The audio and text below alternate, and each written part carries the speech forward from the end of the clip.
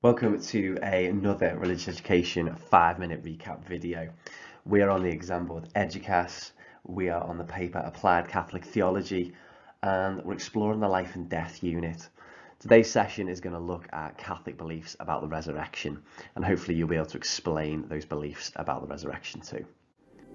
Now, the resurrection, it's an event in Christianity where Jesus was crucified, he was killed on a cross, then he was laid in a tomb, and 3 days later he came back to life.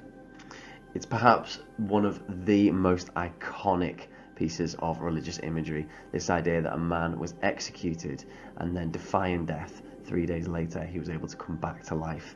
And as St. Paul identifies, this is one of the crucial parts of the Christian faith. Without the resurrection, the entire Christian faith would be pointless. So let's look at some evidence then of the resurrection. Well, Catholics believe the resurrection happened because all 4 Gospels mention it in the Bible. That includes Matthew, Mark, Luke, and John. Another reason Catholics believe that the resurrection happened is because St. Paul teaches that Jesus resurrected. He says Christ has been raised from the dead. So he is professing that he knows this to be true. Another reason is that when we find out in the Gospels that Jesus resurrected, Mary Magdalene actually witnesses the resurrected Jesus. She mistakes him for a gardener and then realizes that Jesus has come back to life. And this is where we get a phrase from the angels at the tomb who say, "He is risen. Don't look for the living amongst the dead." And finally, perhaps one of my favorite ones is from the apostles. And this is where the apostles, they can't believe that Jesus is resurrected, but one apostle in particular, Thomas, he actually touches the wounds of Christ and he exclaims, "My God and my Lord," because he wants proof that Jesus is back from the dead. He says, "I don't believe it, I don't want to believe it." And yet when Jesus is there and he presents the wounds to him, Thomas just cannot believe it, overcome with joy, shock and awe.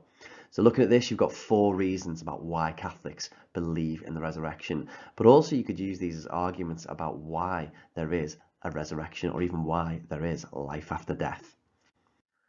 Now, for Catholics and the resurrection then, since Jesus resurrected, there's a few impacts or implications. For them, it means death is not the end. There is life after death. Jesus died, but then he came back to life. Now, Jesus, he came back to life in both body and soul. So that means the afterlife will include some sort of life in body and soul. For Catholics, it also means that since Jesus was human as well as being God, since we are human, Catholics believe that they can resurrect just like Jesus did too. And finally, it shows that God can defeat death. It shows his omnipotence. Death has no power. Ultimately, God is victorious. So finally, this bodily resurrection then, the soul, it's a bit of an interesting one. Catholics believe in the immortality of the soul. Now, this is a posh word, and what it means is that when the body dies, the soul will live on. It is eternal. So the soul will keep on living, but the body will die. And in order to do this, the soul, it must therefore come from God, and it will not die with the body. So St. Paul, he helps to try and explain this using an analogy. And the analogy he uses is the seed analogy. St. Paul, he compared the body to the shell of a seed. And he says, that shell, it will break away, it will die, it will be left behind. But a new plant will grow from it.